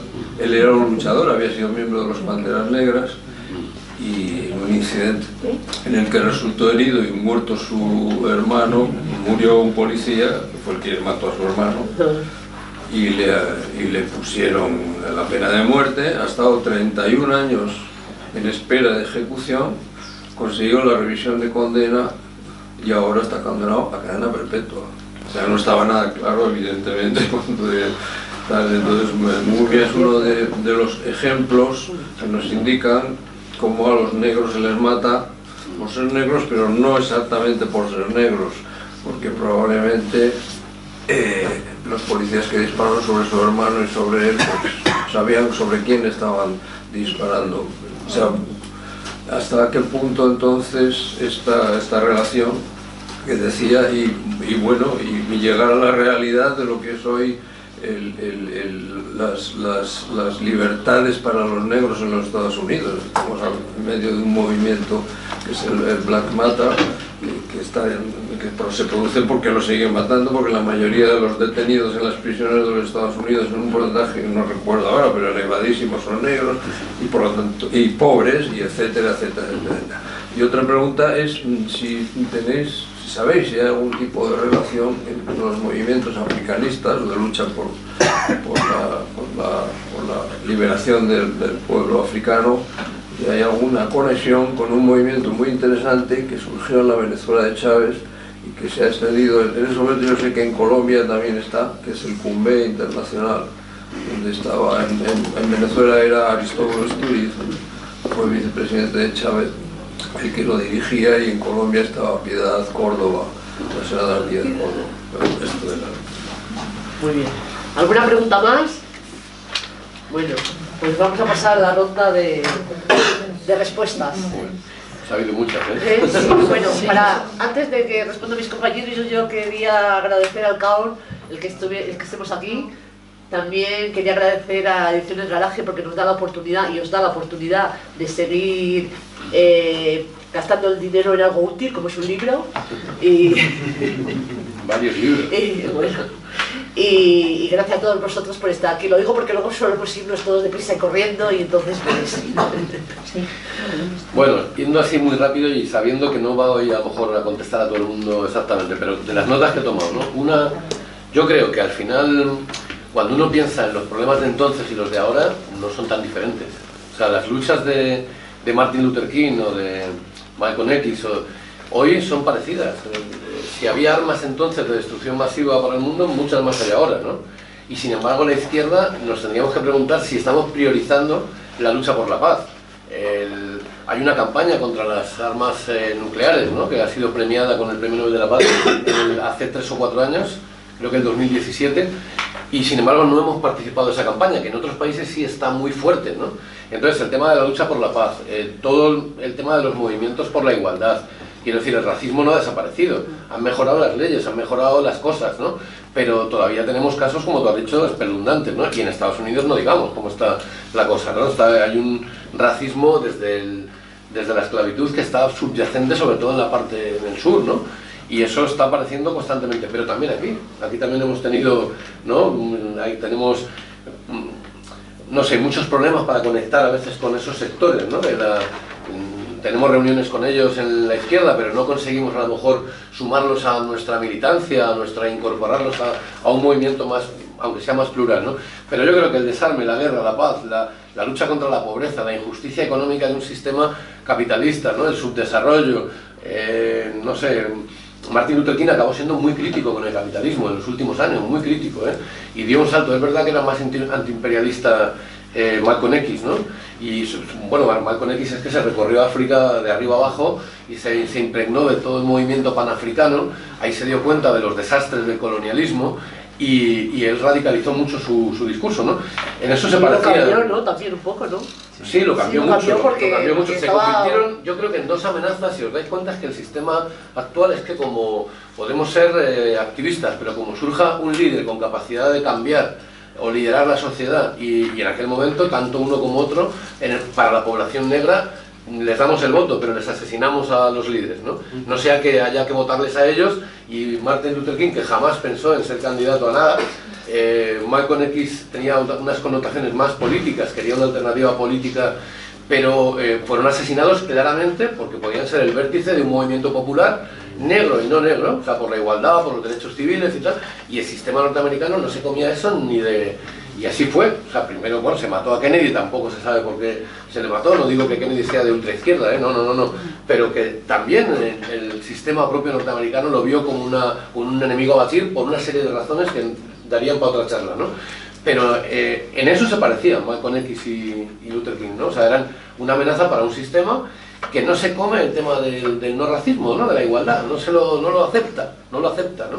Y eso sigue igual. Yo creo que eso hoy en un sector de las élites norteamericanas, que ese es el problema, las élites, en su pensamiento ideológico, que nunca a veces hablamos de eso, ellos no se creen la Constitución norteamericana, no se creen las leyes de igualdad. Entonces, ahí sigue la ultraderecha norteamericana con Trump, con el Tea Party, toda esa gente es una amenaza. Por eso digo que los debates de entonces, de los 60, no son tan distintos a los de ahora. Eso no lo digo por pesimismo, al revés, quiero decir que son luchas en las que tenemos que estar, porque si no estamos, pues ellos avanzarán, ¿no? Y el tema de la paz, lo mismo, ¿no? Otro tema es el debate de la no violencia o la violencia. Eso da para un debate y aquí animo a algunos a que lo convoquen, ¿no? Es decir, el debate de si es efectiva la no violencia, la lucha armada es legítima, no lo es, todo eso es un debate muy, muy apasionante en el que Malcolm X y King no estaban de acuerdo. Porque Malcolm X sí la veía mucho más legítima, decía que la opresión era lo verdaderamente inaceptable y que cualquier persona oprimida tiene que tener derecho a la rebelión, ¿no? Y yo en algunas charlas he dicho que eso también lo decían los jesuitas del siglo XV que inventaron el derecho internacional. Cuando te sale alguno, claro, es que Malcolm X era un radical de izquierda, bueno, pero no, Francisco Suárez no era un radical de izquierda, era un jesuita que hasta Santo Tomás lo dice, correcto, ¿no? Entonces, ese es otro debate muy apasionante en el que no estaban de acuerdo. Malcolm X no es que él organizara las Panteras Negras ya estaban organizándose, porque cuando hay una explotación, hay dominación, hay racismo, hay no sé qué, la gente no se aguanta, o sea, la gente tiene que luchar, tú te aguantas un tiempo, pero no vas a aguantar décadas de opresión, ¿no? Entonces, bueno, eran dos personajes muy, muy apasionantes ambos, pero distintos. Y luego, hay ahí 2 temas que habéis dicho. La religión, pues yo no tengo nada contra ella en lo personal, ¿no? Yo he dicho antes cuál era mi opción personal ahora, pero si es una religión que entronca con luchas de liberación popular, adelante, perfecto, maravilloso, ¿no? Estos 2 señores eran... ¿Y cuál es esa? Bueno, en cualquier religión, fíjate, Malcolm X era islamista, era musulmán. y el otro era protestante, ¿no? Pero King. me refiero a qué religión. No, yo no, o sea, no entro en la religión, sino en el enfoque, de los valores. Claro, hay gente que desde la religión ha usado la religión, Franco, lo ha citado Chivite ahora mismo, usó la religión como un instrumento de opresión. Pero King la veía como un instrumento de liberación, ¿no? La lucha por los pobres, por el amor al prójimo, por la igualdad. Eso lo veía desde la religión. Yo lo que digo es, porque lo digo porque también ha dicho Victoriano, muy interesante también, el diálogo marxista-cristiano, que siempre ha existido, quizá más en otras épocas que ahora, pero yo creo que a estas luchas que he citado, que son las de Luther King y las de... a estas luchas vamos a convocar a todo el mundo. Es que lo que hay que hacer, a marxistas, a cristianos, a jesuitas y a todo el mundo, hay que sumar. O sea, yo creo que hoy los frentes de luchas tienen que ser muy plurales, ¿no? Y sumar a todo el mundo, que se pueda. Y luego, por último, lo del PC. El anticomunismo es que forma parte del pensamiento de la élite norteamericana. O sea, es que es un anticomunismo tan primario que detrás de una buena acción ven un comunista, ¿no? O sea, quiero decir que es que eso que has leído es tremendo, ¿no? Porque efectivamente crearon más de 600... O sea, que ellos iban creando células o asambleas, o llamarlo como queráis, para vertebrar un movimiento, ¿no? Negro, popular y tal. Pero vertebraban ese movimiento, claro, si va sumando todas las células, pues sí, Luther King formaba parte de las 600 o de las que fueran, ¿no? Pero la locura esa del anticomunismo, una vez que incluso el bloque de la URSS ha caído y tal, y todavía siguen, porque lo siguen viendo como una ideología o creencia o de liberación o de amenaza para ellos, ¿no? Y entonces, pues yo creo que en esa época la locura aquella fue tremenda, la caza de brujas, detrás de cada persona veían un...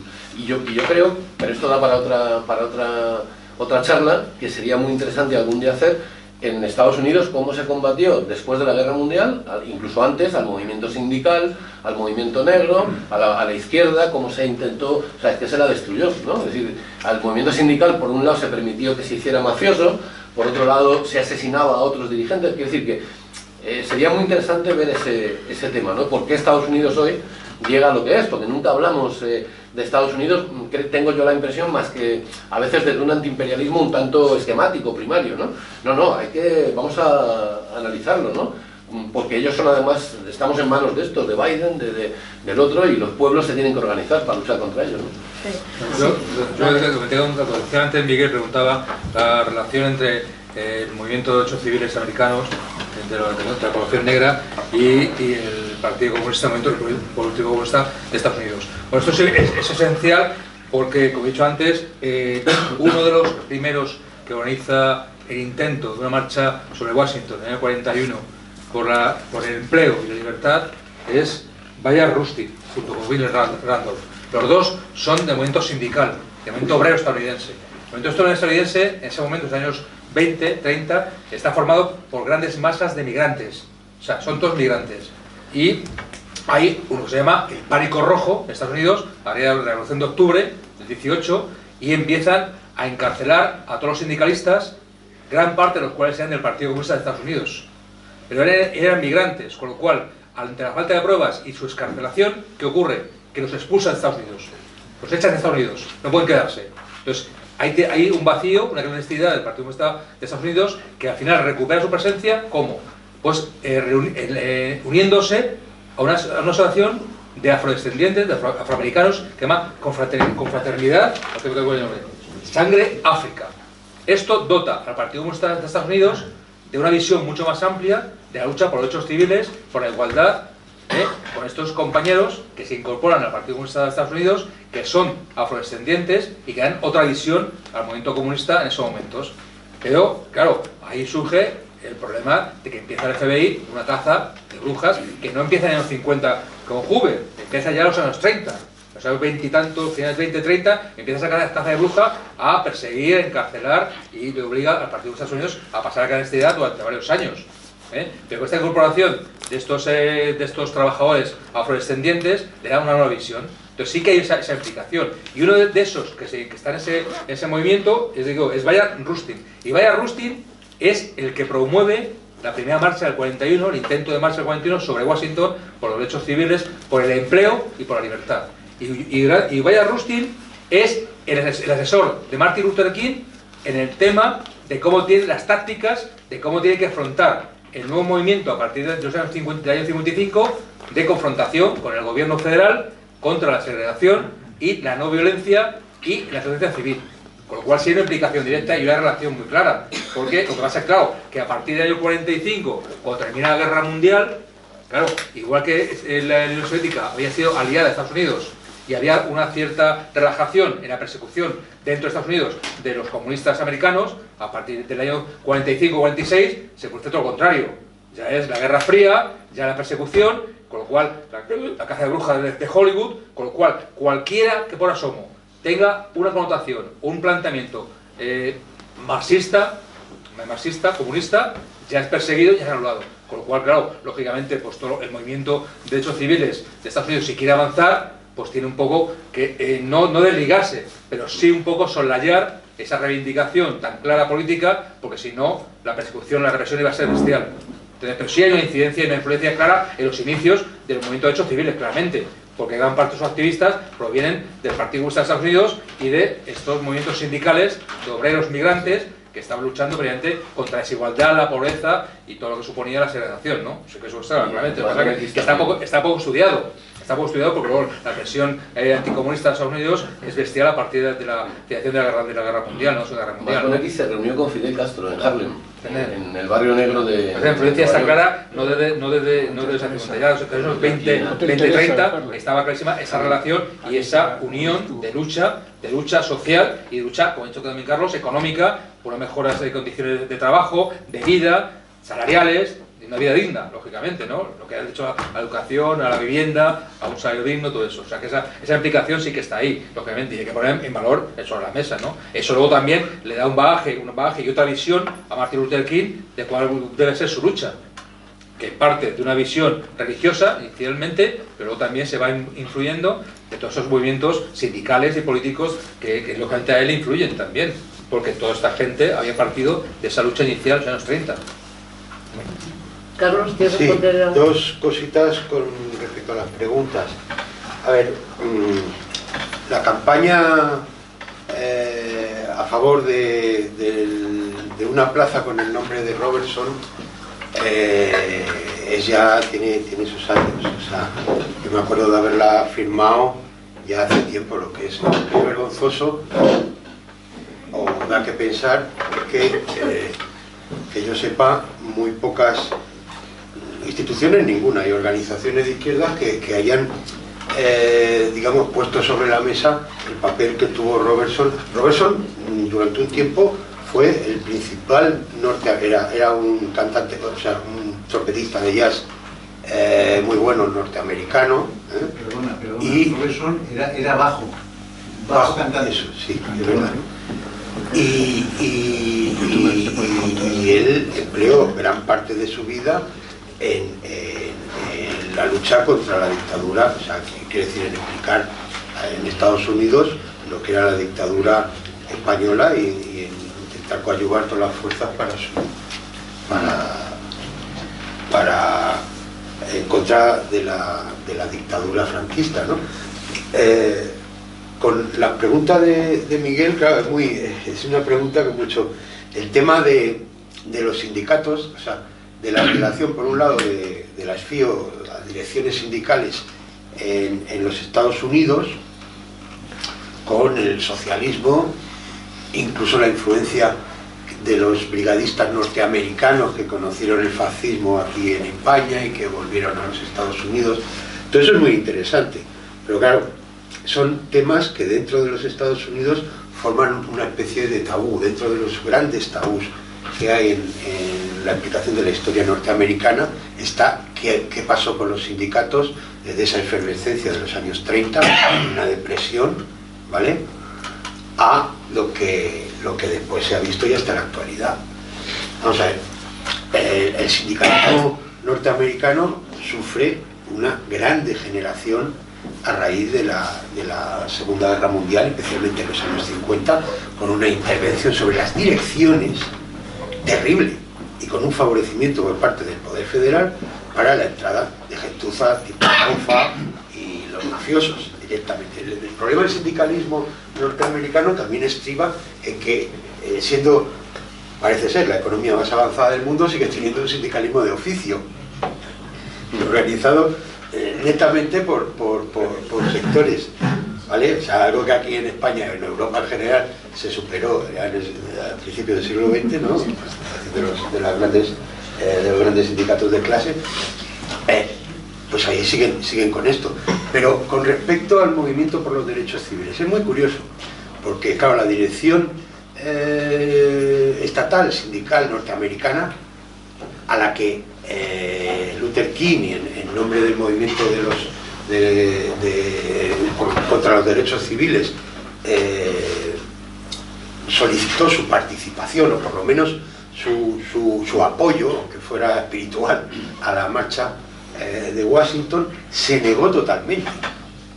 Pero ¿qué pasa? Que es que los sindicatos locales, o sea, en Washington, la organización de todo el tinglao, claro, eso, las 300.000 personas que acudieron allí, necesitó una organización. En gran parte fue por los sindicatos locales de la ciudad de Washington.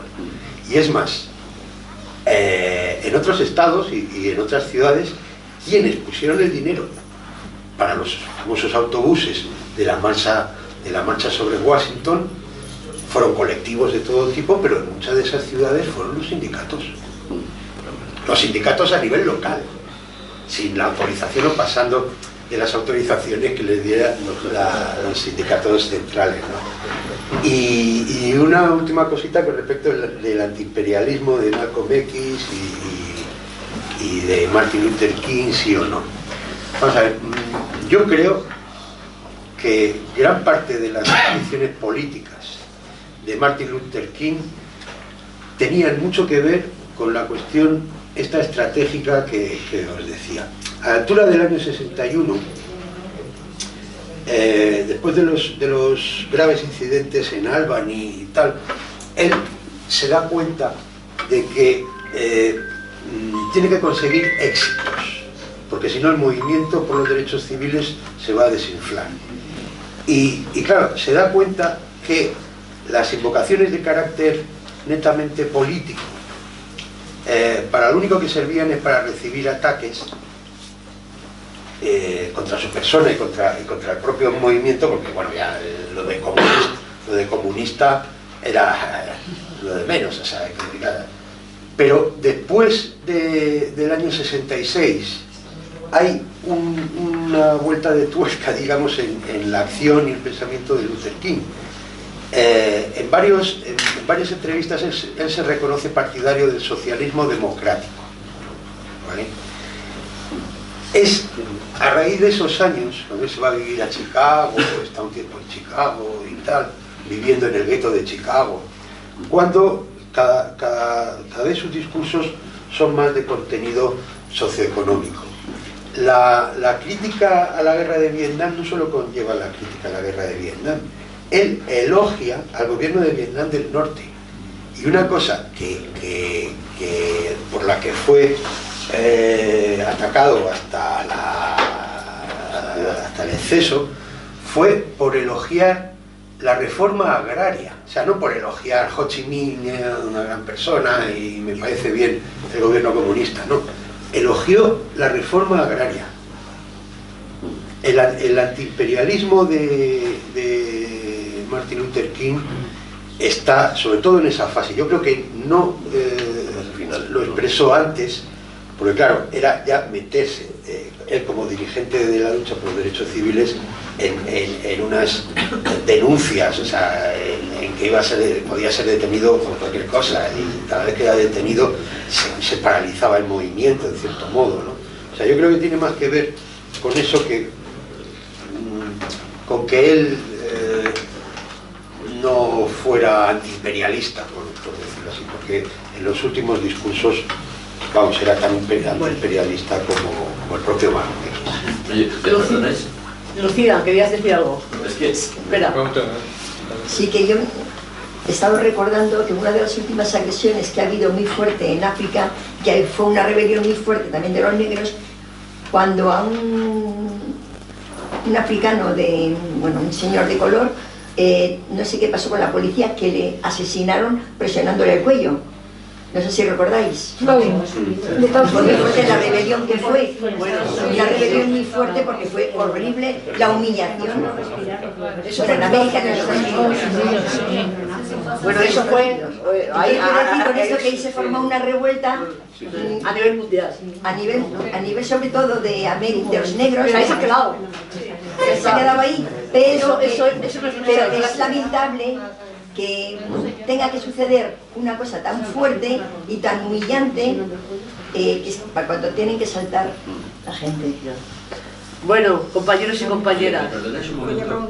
Me preocupa mucho que esa pregunta que yo hago constantemente sobre la relación, parece, con lo que habéis dicho, parece como si Luther King fuera un verso suelto que iba de aquí para allá. Lo que os pregunto con toda seriedad es si no era un verso suelto, si realmente había una relación entre este que he citado, el Vernadsky, y Chardin, y algunas encíclicas antes del Concilio Vaticano II y el propio Vaticano II. Oye, la cosa cambia. Y otra cosa que no habéis citado, he leído un libro hace mucho, que ahora ya no recuerdo en detalle, explicando la muerte de Luther King, de Malcolm X y del pequeño Kennedy como consecuencia de que el propio Malcolm X, que tampoco era un verso suelto, empieza a pensar si para conseguir la revolución en la que él sueña, que es igualitaria, hay que tener en cuenta muchos de las tácticas de King, que a su vez son hindúes, porque yo sigo notando, y ya termino, demasiado pensamiento eurocéntrico en nosotros. Nos olvidamos de que Gandhi y sobre todo los padres teóricos de Gandhi, que ahora no recuerdo, pero que tenían un partido en la India muy serio, Tagore tiene mucha trascendencia incluso en España. No se puede entender a Juan Ramón Jiménez sin entender a Tagore. Y Juan Ramón Jiménez, y no digamos su mujer, que ahora, perdonad, muy propio del machismo, no recuerdo el nombre, Zenobia es una discípula de Rabindranath Tagore y de su gente. Y repito, hablar de Luther King y olvidar todo esto, y lo que significó para cristianos como yo me leí el primer libro del King que se llama ¿Por qué no podemos esperar? Y ¿por qué no podemos esperar? Hablaba de mí como proletario y me convencía de que yo fuera blanco o negro, era un proletario. En ¿Por qué no podemos esperar? Es el libro que se publica en España con Franco vivo. Entonces, bueno, perdonad, pero es que, a ver, si van por ahí los tiros ahora mismo, si fueran por ahí los tiros son muy interesantes, Victoriano, pero nos quedamos sin tiempo. Tenemos que seguir con otro debate. Y aquella señora, disculpa, ¿quieres hacer una pregunta? No, es que a veces se me escapan así comentarios. Bueno, pues comenta, recuerda, tú también tienes tu oportunidad, ¿no? De recordar. Pues mira, por ejemplo, aquel libro yo también me impresionó muchísimo y muchas cosas. A Rabindranath Tagore le leímos mucho, en los 60 y 70, pero vamos, que no, cosas, yo lo que vengo es aprender porque estoy aprendiendo muchísimo. La que está aprendiendo soy yo. Gracias a todos, porque, perdona, ¿querías decir algo? Buenas tardes a todos. Hola. Buenas tardes. Te disculpamos por llegar tarde, ¿vale? Sí, bueno. Pero lo importante es llegar. Lo importante es llegar. Soy doctor Moma, no sé. Nació en Nigeria. Bueno, gracias a todos que no estoy en una jaula, ¿no? Creo que hablando, ¿no? Hablando de doctor Martin Luther King, cuando estuve en la universidad también nos preparó como él. Es que no es solo hombre de color africano, ¿no? Y que en África no solamente luchar en Estados Unidos, en España, en África también.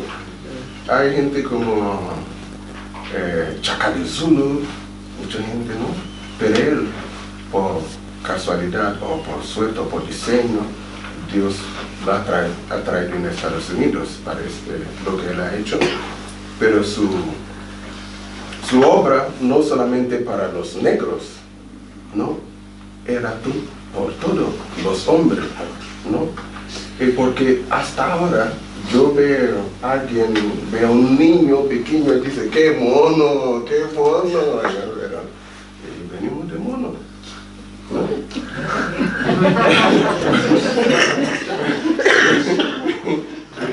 Bueno, yo represento aquí Asociación Cristiano Internacional Hijos de Dios en Acción y, por cierto, Demócratas Cristianos en España y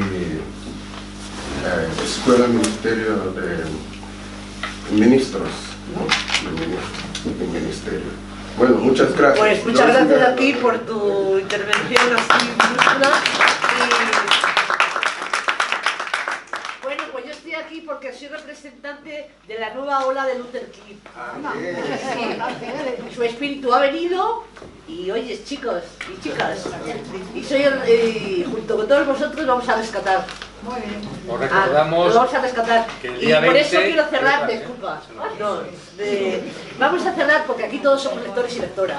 Y la poesía es muy importante, ¿no? Porque ya que tú has soltado el verso ya por ahí, no sé dónde lo has dejado, pues bueno. Dice así: Luther, Luther, que nada te asuste. Allá donde estés, te hiciste querer. Y en España, también. Aquí en la tierra, la lucha de clases es tu cosecha. Tu espíritu y tu obra pasan por todo el mundo haciéndote memoria.